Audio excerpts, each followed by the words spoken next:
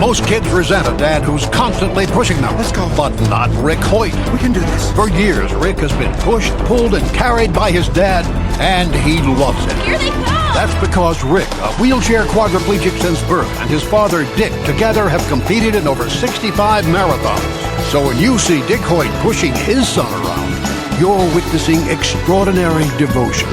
Pass it on from the Foundation for a Better Life at values.com. Atlanta's #1 radio stations, Swanky 93.3 and The Heat 94.6 radio stations, has you covered. From our studios to our newsroom at K.L.P. Entertainment. Listen on all major audio platforms like Spotify, iHeartRadio, Audacity, Apple Podcast, Stitcher Podcast, Google Podcast, YouTube, and more.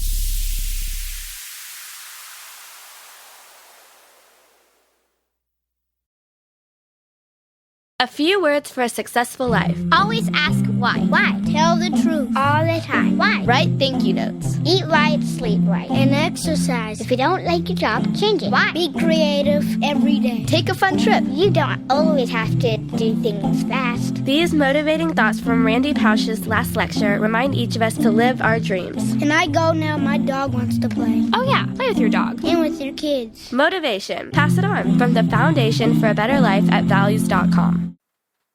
Live from our newsrooms brings back our hit news network, SNN, with many news anchors like Arthur Brooks, Addison Hayden, and Beatrix Gemma. Brings you stories about the news worldwide. Tune in on Atlanta's #1 stations, Swanky 93.3 and The Heat 94.6 radio stations. To get the latest news today, listen on all major audio platforms like Spotify, iHeartRadio, Audacity, Apple Podcast, Stitcher Podcast, Google Podcast, YouTube, and more.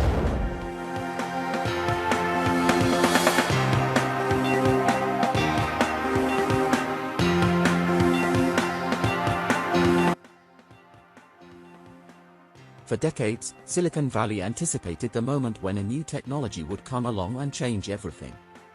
It would unite human and machine, probably for the better but possibly for the worse, and split history into before and after. The name for this milestone, the singularity.it, could happen in several ways.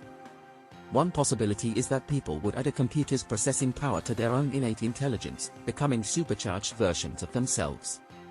Or maybe computers would grow so complex that they could truly think, creating a global brain. In either case, the resulting changes would be drastic, exponential, and irreversible.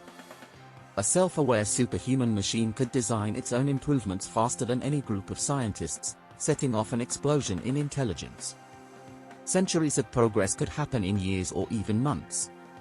The singularity is a slingshot into the future. Artificial intelligence is roiling tech, business, and politics like nothing in recent memory. Sundar Pichai, Google's usually low-key chief executive, calls artificial intelligence more profound than fire or electricity or anything we have done in the past. Reid Hoffman, a billionaire investor, says, the power to make positive change in the world is about to get the biggest boost it's ever had. And Microsoft's co-founder Bill Gates proclaims AI will change the way people work, learn, travel, get healthcare, and communicate with each other. AI is Silicon Valley's ultimate new product rollout, transcendence on demand, but there's a dark twist.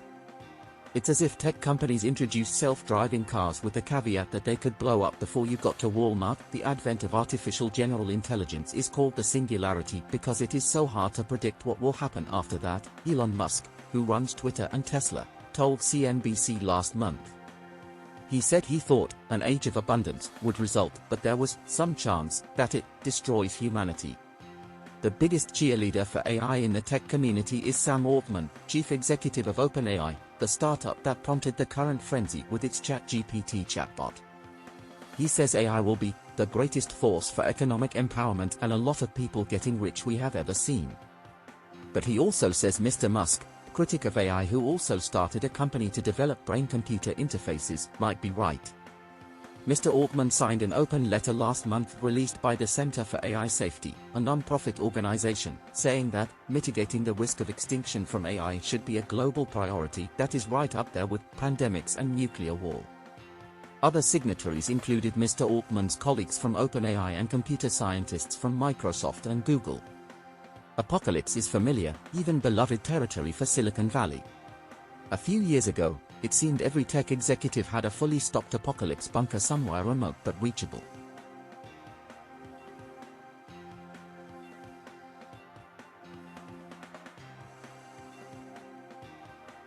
Nuggets forward Jeff Green snagged a late steal in the last minute of their Game 4 win, just another veteran doing the little things in this big NBA Finals puzzle. At that very moment, another veteran, point guard Reggie Jackson, felt he was in Green's place, feeling how close the Nuggets are to winning their first NBA title. I wasn't sure if I'd ever be back, like I know it's a great run but you almost start believing, is it for you?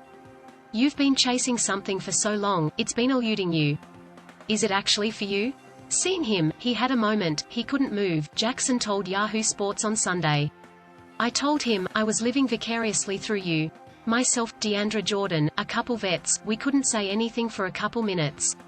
It's so close. The backup point guard is one win away from his first title, against the team that denied a rookie Jackson his first chance at a ring, the Miami Heat in 2012. It's fun to look at different moments in this series.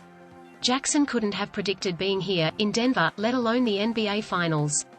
He started the season with the Clippers, believing they had a strong shot of playing in June, but he couldn't have pictured that either. That was a resurgence from his darkest days as a professional, when he contemplated retirement during a period that should have been Jackson at his height, where all the gifts, the sacrifice and the work were supposed to come together. No, I can't believe I'm here now, he said.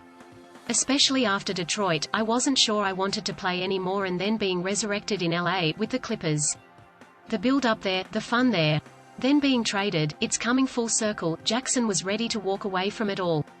Retire. With years remaining on his contract, a 5-year, $80 million deal he signed in the summer of 2015, Jackson's relationship with the game deteriorated so much because his body wouldn't cooperate. Nagging ankle injuries wouldn't go away, and he went from being one of the more underrated point guards in the league to an afterthought. After being underutilized in Oklahoma City, he'd finally begun to fulfill his purpose. Remember his prideful strut around the Palace of Auburn Hills floor when the Pistons clinched a playoff spot in 2016, against the Thunder. His first 1.5 years in Detroit, Jackson averaged 18.5 points and 7 assists on nearly 44% shooting. The next 2 years he couldn't stay on the floor, and even though he returned in 2018-19 to play all 82 games, the 28-year-old Jackson couldn't recapture the magic. His numbers were respectable, 14.9 points, 4.8 assists, but not to his expectations. I didn't want to do it no more, Jackson said. Couldn't find the reason to keep getting up and continuing to push and get better, something I'm passionate about and love to do. But I felt like my body kept failing me. In golf, when it comes to diversity, it has been, honestly, a tough road. I wanted to put down on paper what I wanted to look like while I was out on the golf course. You know, jeans, sweatshirt, T-bowling chain, and some sneakers, and even a fitted hat. And we're literally gravitating people to the game just through clothing.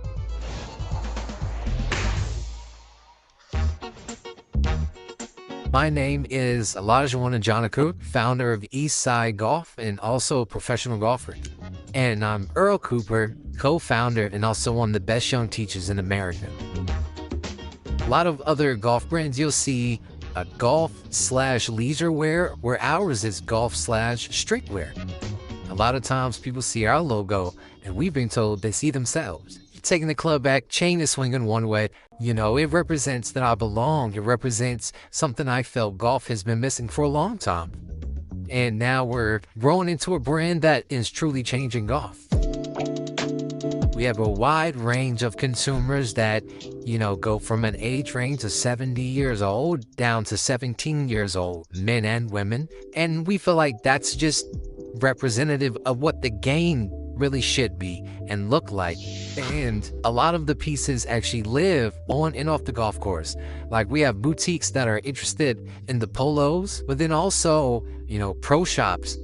We're rooted in golf. We are a golf brand, but we also aren't lost in the fact that there is so many other people out here that don't know the game. It's designed from a perspective of it's a dual use. It truly is very important to see representation in the game. When you look at golf itself, they sell to golfers. when we're coming in, I mean, we have the partnerships with NBA and MLB. I mean, we're talking to these other organizations that truly want to see golf expand.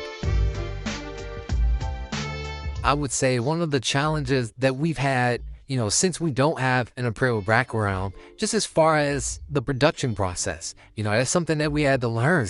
Being an entrepreneur, I don't think people truly recognize the fact of how difficult it is, especially if you're starting in the space where it's never been done before. It's not just a business that we are just doing to do. We're passionate and we deeply care about it. So there's a process that, we have to maintain as well. And so be in it for the long haul. We are hiring. Right now, we're looking to scale the business and double in staff by the end of the year. I feel like it's going to make the world a difference and move our company forward. One of my favorite moments, honestly, when I designed our first Jordan, our Jordan Retro 4, it was really hitting off of the colors that I put on the logo itself, navy, gold, gray, and white, but then also putting a canvas on the bottom. It was just a fantastic experience.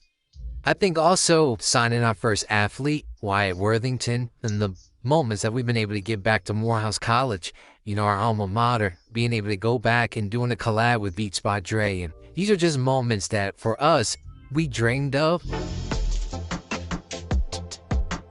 As we look down the road with Eastside Golf, what excites me the most is, one, the opportunities that we'll be able to offer folks, when it comes to working for a young, fresh company and that are doing real changes. Also excited to, new collaborations, partners that we'll be working with. We're actually going to be now accessible on video games, PGA 2K23 and NBA 2K23. It's going to make our brand just go so much more further, and reach such a younger demographic. We're not here to make, professional golfers. We're here to introduce you to the game so you can use this game as a tool, because with whatever you want to do in your life, this game of golf can help you with that.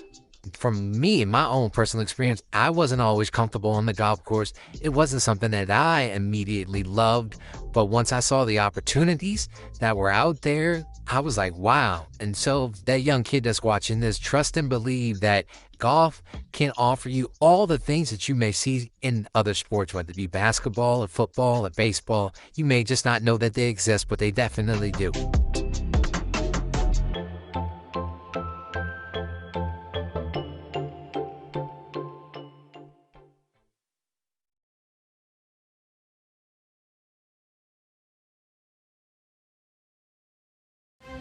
Audio Jungle.